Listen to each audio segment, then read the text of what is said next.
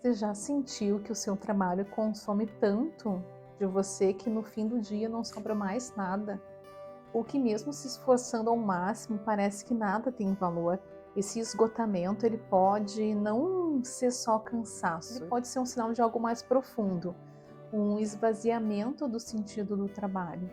Em um mundo que valoriza o alto desempenho e produtividade, é comum a gente encontrar pessoas assumindo muitos compromissos. E quando isso se estende por longos períodos, pode levar a uma condição conhecida como o burnout no trabalho. Nos últimos anos, foram tantos casos de burnout que a Organização Mundial de Saúde, a OMS, ela registrou como uma doença crônica e incluiu ela na mais recente versão da Classificação Internacional de Doenças, a CID-11, segundo a International Stress Management, que é a Associação Internacional do Estresse, dos estudos do estresse. O Brasil é o segundo país com mais casos diagnosticados, afetando 30% das pessoas.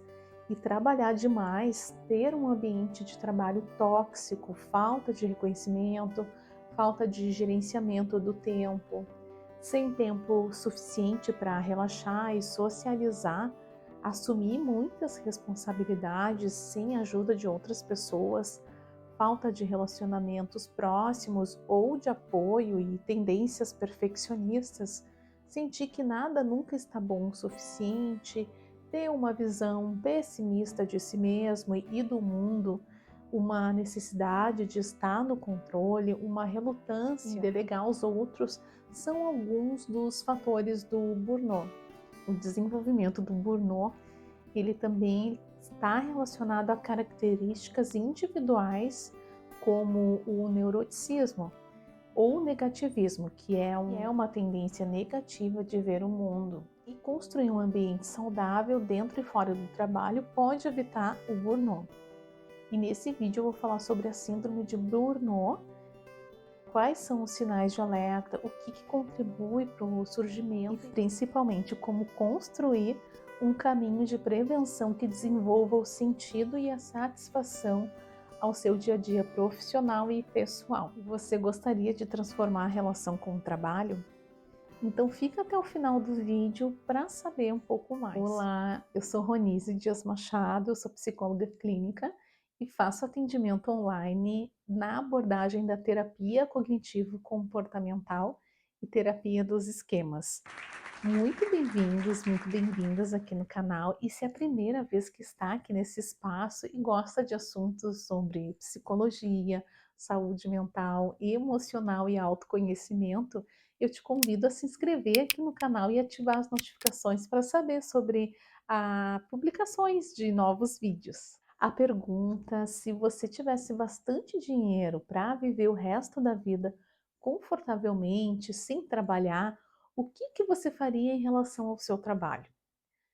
Essa pergunta ela foi base de uma pesquisa e mais de 80% das pessoas pesquisadas responderam que trabalhariam mesmo assim. O trabalho, historicamente, ele sempre teve um lugar central na construção da nossa identidade, com influência na nossa satisfação e produtividade. A gente se apresenta dizendo o que a gente faz, como se o que fazemos fosse um sinônimo de quem somos. E três estados psicológicos teriam assim um impacto importante na motivação e na satisfação de uma pessoa no seu trabalho, que seria o sentido que uma pessoa encontra na função exercida, o sentimento de responsabilidade que ela vivencia em relação aos resultados obtidos, né, e o conhecimento do seu desempenho no trabalho. E um trabalho tem sentido para uma pessoa quando ela acha importante, útil e legítimo. A variedade da tarefa, a identidade do trabalho e o significado que ele tem são características do sentido do trabalho na vida da gente. E vários pesquisadores na área da psicologia do trabalho mostram que o trabalho ele pode assumir desde uma condição de neutralidade até de centralidade na identidade pessoal e social. E segundo estudos sobre os sentidos do trabalho, ele pode representar realização, pertencimento, autonomia e até mesmo uma missão pessoal. Mas e quando isso se perde?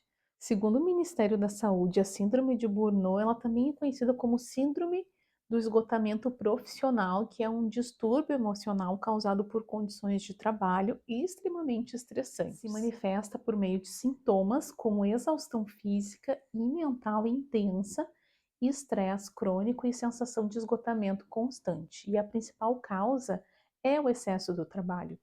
E essa síndrome ela é mais comum em profissionais que atuam sob alta pressão e com grandes responsabilidades no dia a dia, como médicos, enfermeiros, professores, policiais, entre outros. E o termo burnout, ele vem do inglês burn, que significa queimar, e out, que é algo como para fora ou até o fim, ou seja, seria como queimar-se até se apagar. E além do excesso de demandas, o burnout também pode surgir quando a pessoa se vê diante de metas quase inatingíveis ou se sente que não tem recursos emocionais ou profissionais para lidar com aquele desafio imposto pelo trabalho. A síndrome de Burnout pode desencadear uma série de problemas físicos e mentais, e dessa forma é fundamental a gente compreender seus principais sintomas e como eles podem variar de intensidade. A exaustão mental, ela caracteriza-se pelo sentimento persistente de esgotamento mental e emocional, pela aquela sensação de vazio, de incapacidade de lidar com as tarefas do dia a dia. Há também despersonalização, que isso ocorre quando a pessoa ela passa a desenvolver atitudes negativas e um cinismo em relação ao seu cotidiano, perdendo a capacidade de ter e sentir empatia. A diminuição do desempenho também, que caracteriza-se pela queda significativa de desempenho no trabalho, que é uma dificuldade para se concentrar em tarefas simples e pela redução na produtividade. E se não for tratado, o burnout ele pode evoluir para quadros mais graves, como uma depressão profunda, crises de ansiedade, de pânico, e por isso é fundamental a gente buscar ajuda profissional ao perceber esses primeiros sinais, como um cansaço físico, mental, irritabilidade, dificuldade de concentração, desmotivação. Além disso, além desses sintomas, outros podem indicar a síndrome de Burnout, como aquela sensação de se sentir incompetente, dor de cabeça, aquele sentimento de fracasso, insegurança, alterações repentinas de humor, alterações também nos batimentos cardíacos, insônia, negatividade, aquela negatividade constante, né? Isolamento, dores musculares, aquelas tensões que a gente tem no corpo, pressão alta e ter problemas também gastrointestinais, pessoal. E assim, esses sintomas eles podem ser algo passageiro, mas também pode ser o início de um burnout. Lembrando que um diagnóstico ele só pode ser feito por um profissional da saúde. O psiquiatra e o psicólogo, eles são profissionais de saúde indicados para identificar o problema e orientar a melhor forma de tratamento conforme cada caso. O livro A Epidemia do Burnout fala sobre como o trabalho deixou de ser apenas uma forma de ganhar a vida e passou a ser o lugar onde a gente busca significado, reconhecimento e até salvação. E essa supervalorização do trabalho como fonte de identidade cria uma armadilha.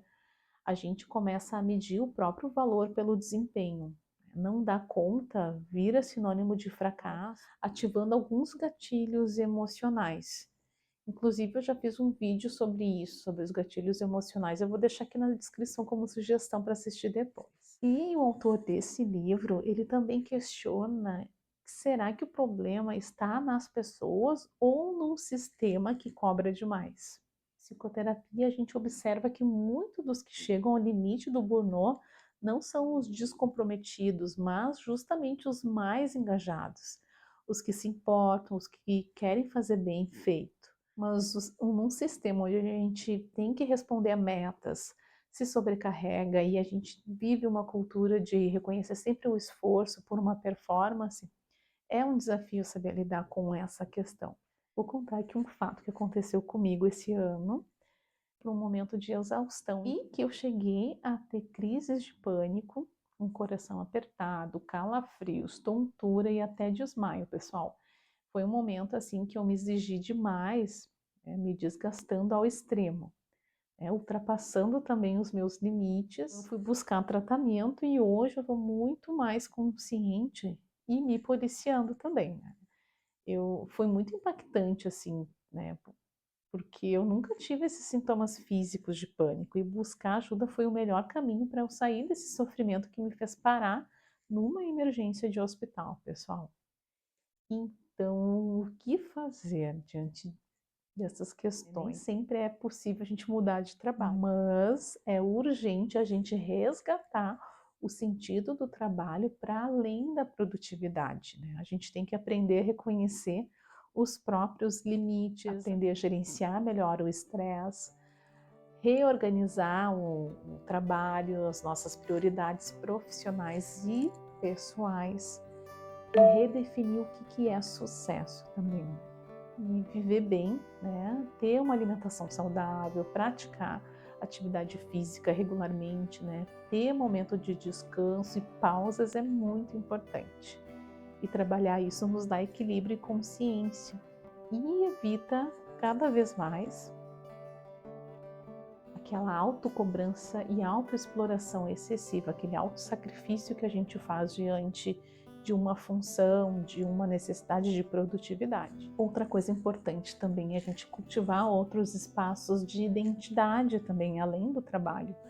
Amizades, arte, espiritualidade, esporte, lazer, família. Prática do mindfulness, né? Por exemplo, ajuda a gente a controlar o estresse e a manter o foco no presente.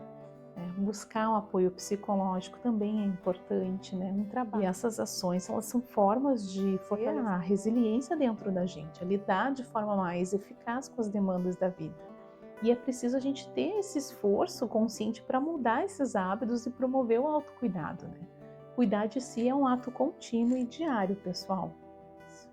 E se esse vídeo te ajudou, eu vou te pedir que curta, compartilhe com alguém que esteja enfrentando esse dilema também. Um abraço e tchau, tchau!